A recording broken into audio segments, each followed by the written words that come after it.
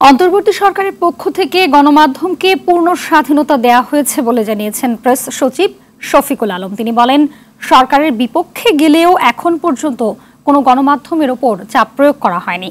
দুপুরে সিডাপ মিলনায়তনে সিজিএস কর্তৃক আয়োজিত আলোচনা সভায় তিনি কথা বলেন। গণমাধ্যম সংস্কার কমিশনের প্রধান কামাল আহমেদ বলেন, সাংবাদিকদের সুরক্ষায় কাজ শুরু করেছে কমিশন। রিপোর্ট করছেন সুফিয়ান ফারাবি।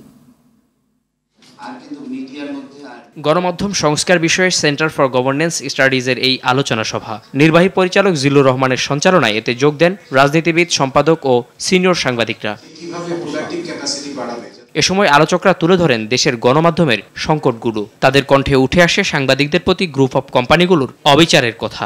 মালিকের ক্ষমতা, মালিকের ব্যবসায়িক স্বার্থ, সেই অনুযায়ী রিপোর্ট, সেই অনুযায়ী একটা পক্ষকে আক্রমণ করা, নিজের সব দোষ ঢেকে ফেলা, এই সমস্ত কিছু এটাই বাংলাদেশে গত 15 বছরে আগেও ছিল, বাট নতুন করে দেখা গেছে দু একটা গ্রুপের নামও করা যেতে পারে। একটা জেলা পর্যায়ে কাজ করে, তার শুধু বেতন পাই না, যে তাকে নিয়োগ দেয়, কার্ড দেয়, সে তাকে বলে তুমি কত আমাকে দিবা প্রতি মাসে। এ সময় পেশাগত দুঃসহ অভিজ্ঞতার কথা তুলে ধরার পাশাপাশি তারা পরামর্শ দেন সংকট থেকে উত্তরণের। প্রফেসর ইউনূস অন্তত জাতির সামনে বলেছেন যে আপনারা লিখুন, কিন্তু আমরা কি লিখতে পারছি?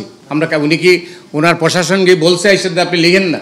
সেলফ সেন্সরশিপে আমরা একদম কাবু হয়ে পড়েছি, এখান থেকে আমরা বের হতে পারছি না। প্রধান উপদেষ্টার প্রেস সচিব শফিকুল আলম বলেন, সাংবাদিকদের সর্বনিম্ন মজুরি নির্ধারণ করতে চায় সরকার। এছাড়া গণমাধ্যমের উপর সরকারের পক্ষ থেকে কোনো ধরনের চাপ নেই বলেও জানান তিনি। গত 15 বছর মিডিয়া ইন্ডাস্ট্রি বা বাংলাদেশের মিডিয়া আমাদের জনগণকে ফেল করেছে। গভর্নমেন্টের এক্সট্রা জুডিশিয়াল কিলিংকে তারা লেজিটিমাইজ করেছেন, ডিসঅ্যাপিয়ারেন্সকে লেজিটিমাইজ করেছেন। তাদের কেন বিচারটা হবে না?